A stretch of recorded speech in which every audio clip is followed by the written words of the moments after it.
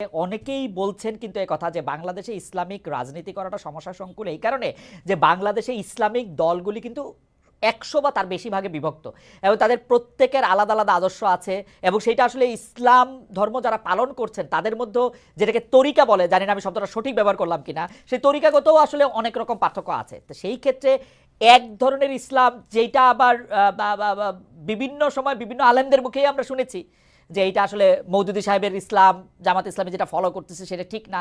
এইটা আমরা আসলে এই ইসলামটাকে নিয়ে যখন আমরা সামনে আগাবো, এবি পার্টি যখন হয়েছে আপনাদেরকে ভাইঙা, তখনও কিন্তু এই কথা বলছে যে এটা একটা সমস্যাজনক, আরো বেশি সমস্যার দিকে আমরা এটা যাইতেছি কিনা। আপনি যদি একটু বলতেন ডক্টর গালিব। ঠিক আছে খালেদা, থ্যাংক ইউ। দেখেন, এখানে দুইটা কোশ্চেন কমপ্লিটলি আলাদা। একটা কোশ্চেন হলো যে আমি একটা রাজনৈতিক ফিলসফি মনে করি এটা প্রবলেমেটিক, এটা পছন্দ করি না, অথবা আমি মনে করি এই রাজনৈতিক ফিলসফি পপুলার হইব না, মানুষ এটা অ্যাকসেপ্ট করবো না। তো এটা গণতান্ত্রিক প্রক্রিয়ায় সে তার রাজনীতি করবে, ভোট পাইলে ক্ষমতায় যাইবো, না পাইলে যাইবো না। আর একটা কোশ্চেন হলো যে আমি তাকে আদারিং করবো কিনা, আমি তার গণতান্ত্রিক অধিকারের উপর হস্তক্ষেপ করবো কিনা। তো বাকিবিল্লাহ ভাই যেগুলো বলতেছেন এগুলো সবই তো পলিটিক্যাল ফিলসফির প্রশ্ন ভাই। আপনি ঠিক আছে জামাত ইসলামী রাজনীতি করে, আপনি মনে করেন ইসলামী রাজনীতি পপুলার না, আপনি মনে করেন এই দেশের সংখ্যাগরিষ্ঠ মানুষ এটাকে অ্যাকসেপ্ট করবে না, ফাইন, তাদেরকে গণতান্ত্রিক রাজনীতি করতে দেন। কিন্তু আপনি কোন যুক্তিতে তাকে আদারিং করবেন, কোন যুক্তিতে আপনি ঢাকা বিশ্ববিদ্যালয়ে যায় বলবেন যে এখানে শিবির প্রকাশ্যে রাজনীতি করতে পারবো না? এটা তো একটা ফ্যাসিস্ট আইডিয়া, একটা কমপ্লিটলি ফ্যাসিস্ট আইডিয়া। যেই যুক্তিগুলো বলতেছেন আপনি, ৭১ বলেন, বিভিন্ন ক্যাম্পাসের মারামারি বলেন, তাহলে এই যুক্তি তো অন্যের ব্যাপারও প্রযোজ্য হবে। তো এটাকে শুধু ছাত্র শিবিরকে কেন আমি ইন্ডিভিজুয়ালি বলতেছি? তো আমি মনে করি যে এই আর্গুমেন্টটা ভুল। আমাদের একটা গণতান্ত্রিক স্পেসে আদারিং বাদ দিতে হইব। এটা জামাতের ব্যাপারও, শিবিরের ব্যাপারও। আদারিং বাদ দেওয়ার অর্থই না যে ৭১ আমি আলোচনা করবো না। অফকোর্স আমি আলোচনা করবো, জামাতের রেসপন্সিবিলিটি নিয়ে আলোচনা করবো, জামাতের পলিটিক্যাল স্ট্যান্ড নিয়ে আলোচনা করবো, সবই থাকবে, কিন্তু সেটা গণতান্ত্রিক স্পেসের মধ্যে হবে, আদারিং এর মধ্যে হবে না, নিষিদ্ধের দাবি হইব না। আপনি একটা শব্দ ইউজ করছেন যে আমি আমি আমি ক্ষমতা, আমার ক্যাপাসিটি থাকলে উচ্ছেদ করে দিতাম। এই উচ্ছেদ শব্দটা তো নেগেটিভ ভাই। আপনি একটা রাজনৈতিক মডিফিকেশনের চিন্তা করবেন, কাউরের সমাজ থেকে উচ্ছেদ করতে হয় না, কাউরের সমাজ থেকে বাদ দিয়ে দিতে হয় না, আপনি একটা নর্মের মধ্যে আনবেন যে ছাত্র রাজনীতির এই নর্ম। এখন আসি ইসলামী রাজনীতির প্রশ্নে। দেখেন, জামাত ইসলামের একটা ইসলামিক পলিটিক্যাল ফিলসফি আছে। থিওরিটিক্যালি এটা আইসে মাওলানা মওদুদির লেখালেখি থেকে, কিন্তু এটা একটা রিফরমেশনের মধ্যে দিয়ে যাইতেছে। জামাত যখন প্র্যাকটিস করে তার সব জায়গায় মাওলানা মওদুদির থিওরি তারা ফলো করে না, কিছু কিছু জায়গায় তারা ইনোভেশন করে, কিছু কিছু জায়গায় তার সমসাময়িক পলিটিক্যাল স্ট্র্যাটেজির ভিত্তিতে তারা চিন্তা করে। বাংলাদেশে যে কয়টা ইসলামী রাজনীতির ধারা আছে তার মধ্যে মাওলানা মওদুদির থিওরির ব্যাপারে আপত্তিও আছে। যেমন করেন যারা দেওবন্দি ধারার, যারা হচ্ছে কওমি মাদ্রাসায় পড়াশোনা করে, ওনারা মাওলানা মওদুদির কিছু কিছু চিন্তাধারাকে আলাদা করে। তো এই যে আমরা চিন্তা করতেছি যে ইসলামী রাজনীতি হইলেই সবার এক জায়গায় দাঁড়ায় থাকতে হইব, এটা ভালো মডেল না। তাইলে তো আপনি ইসলামের ব্যাপারে এক ধরনের পোপতন্ত্র শুরু হইব যে একজন বা দুইজন যে ব্যাখ্যা দিব, আমার খালেদ বাইরে আপনারা সেটাই মানতে হইব।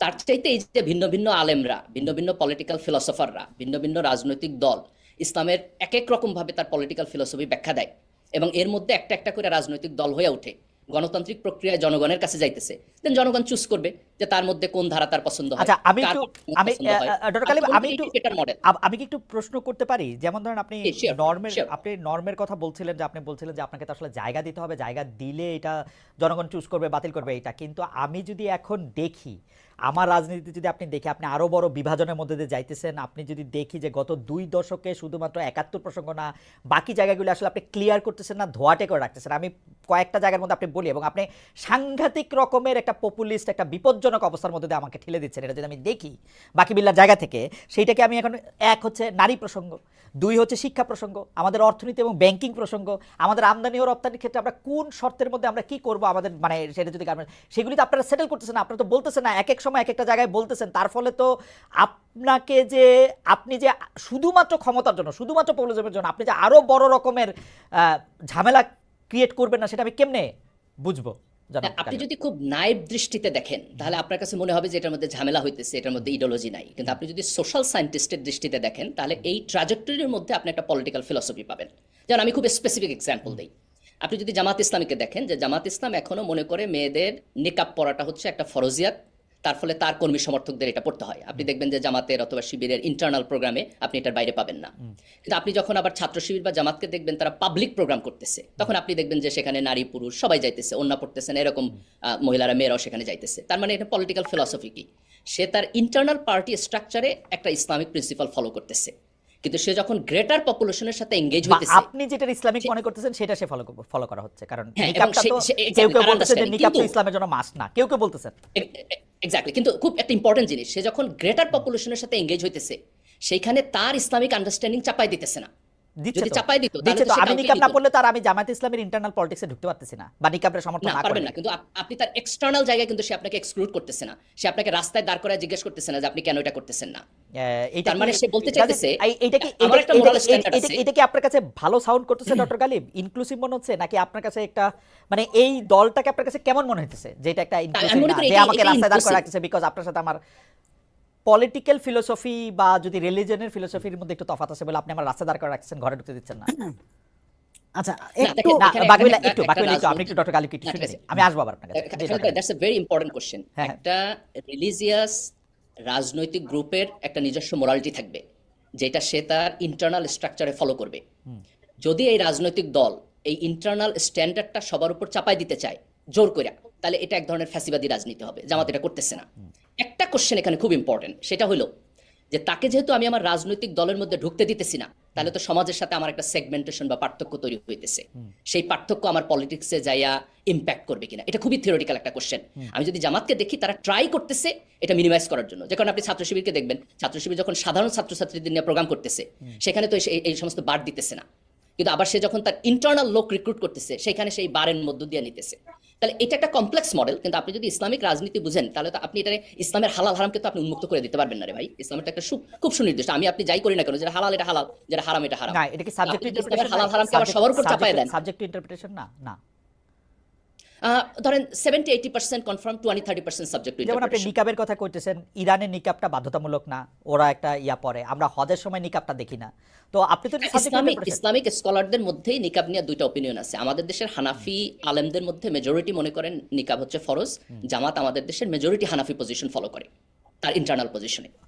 আপনি মানে আপনি মনে করছেন যে যেহেতু মেজরিটি হানাফি পপুলেশন নিকাবটাকে ফরজ মনে করে, সেই যে আপনারা এটা অনুসরণ করছেন, এই তো? না, আমি বলতেছি যে জামাত হ্যাজ এভরি রাইট সে তার ইন্টারনাল অর্গানাইজেশনের রিলিজনকে কিভাবে নিবে, যেটা আলেমদের অপিনিয়ন নিয়ে নিবে। কিন্তু আমাদের নাগরিক হিসাবে কনসার্নটা হলো রাজনৈতিক দল হিসাবে তার এই ইন্টারনাল বিলিফ সমাজে কিভাবে রিফ্লেক্ট করে, সেটা আধিপত্যবাদী হয়ে ওঠে কিনা, আপনার কাছে সেটা কি মনে হয় ফ্যাসিস্ট হয়ে ওঠে আধিপত্যবাদী কিনা। হইয়া উঠে মানে এই পলিটিক্সটা? না, আমি বলছি যে জামাতের আমি যদি ট্রাজেক্টরি দেখি তাহলে এটার পরিমাণটা খুবই কম। 80-90% জায়গায় তারা হচ্ছে খুবই লিবারাল ওয়েতে ইন্টারাকশন করতে চাইতেছে এবং তারা গণতান্ত্রিক পদ্ধতির মধ্য দিয়ে যাইতেছে। ধরেন কওমিদের কাছ থেকে একটা বলার ছিল যে নারী আর পুরুষ একসাথে পড়ালেখাই করতে পারবে না, কেউ কেউ বলতেছে যে পড়ালেখাটাই আলাদা ধরনের হতে হবে, চাকরি করাটাকে আপনি জানেন নানা ধরনের কথাবার্তা আসে যারা এটা বলে থাকেন। জামাত ইসলামীর এই অবস্থানগুলি কি পরিষ্কার? এরকম মাইনরিটি অপিনিয়ন আছে। হ্যাঁ, জামাত ইসলামী কি এই কেউ কেউ মনে করে মেয়েদের পড়াশোনা করা উচিত না, এরকম মাইনরিটি অপিনিয়ন আছে। এক্স্যাক্টলি মেয়েদের পড়াশোনা করা উচিত এবং ধর্মীয় দৃষ্টিকোণ থেকে এটা করা উচিত না, করলে এটা খারাপ হবে, এগুলিও সেরকম বলে। জামাতের এই প্রসঙ্গগুলি কি ক্লিয়ার? নারী প্রসঙ্গ, শিক্ষা প্রসঙ্গ, অর্থনীতি এবং ব্যাংকিং, আমরা যতই আসলে আমি এটা নিয়ে আরেকদিন নিশ্চয়ই এটা অনুষ্ঠানের মধ্যে এটার মধ্যে নিশ্চয়ই আলোচনা করা যাবে, কিন্তু ব্যাংকিং বলে আমি যে সিওরিটি দিয়ে আমি যেটাতে দিতেছি সেটা যেই নামে আমি দেই না কেন, এটা প্রচলিত ব্যাংকিং এর সাথে এটার আসলে খুব বেশি তফাৎ নাই আসলে। তো সেগুলি না করলে আবার মানে এইসব ব্যাপারে কি জামাতের অবস্থান ক্লিয়ার? মানে জামাত যদি রাষ্ট্র ক্ষমতায় যায় তাহলে এগুলো কেন আমি বলবো মোটামুটি ধরেন 70-80% ক্লিয়ার, 20-30% আলাপ আলোচনা করতে হবে। কিন্তু আমার মতে এগুলো খুব থিওরিটিক্যাল আলাপ। মানে এইটা আলাপটা থিওরিটিক্যাল। আমার প্রশ্নটা যে জায়গায় ছিল, এই প্রতিটা প্রশ্নই একটা সংঘাতের দিকে নেওয়ার ক্ষেত্রে মানে বাকিবিল্লার যে জনাব বাকিবিল্লার যে আশঙ্কাটা, সেটা অনেকটা ঠিক কিনা, যে আমি যদি এর এখন স্পেস দেই, কালকে তো ওই আমার মেয়েদের শিক্ষা করা বন্ধ করে দিবে, এ তো পর্দা না করলে ইউনিভার্সিটি যাইতে দিবে না, এই আশঙ্কাটা তো হইতে পারে তার, বা তার আশঙ্কাটা সে উনি নিজেই বলবেন। এইটা কি এই আশঙ্কা যদি that's a very good point, যে ইসলামী রাজনীতির ব্যাপারে আমাদের যদি একটা অংশের এই আশঙ্কা আছে যে ইসলামিস্টরা যদি ক্ষমতায় আসে তাহলে তারা ইসলামী খুব কট্টর রুলস এবং রেগুলেশন এমন ভাবে ইমপ্লিমেন্ট করবে যে সমাজে আমার জন্য স্পেসটা ছোট হয়ে যাবে। এটা একটা ভ্যালিড আশঙ্কা। এখন এই আশঙ্কার আপনি উত্তর কিভাবে দিবেন? আপনি দুই ভাবে দিবেন। এক হচ্ছে যে প্রসপেক্টিভ ইসলামিক রাজনৈতিক দলের সাথে আপনাকে আরো আলাপ আলোচনা করতে হবে, আরো ডায়লগ করতে হবে এবং তাদের ট্রাজেক্টরি দেখতে হবে, তাই না?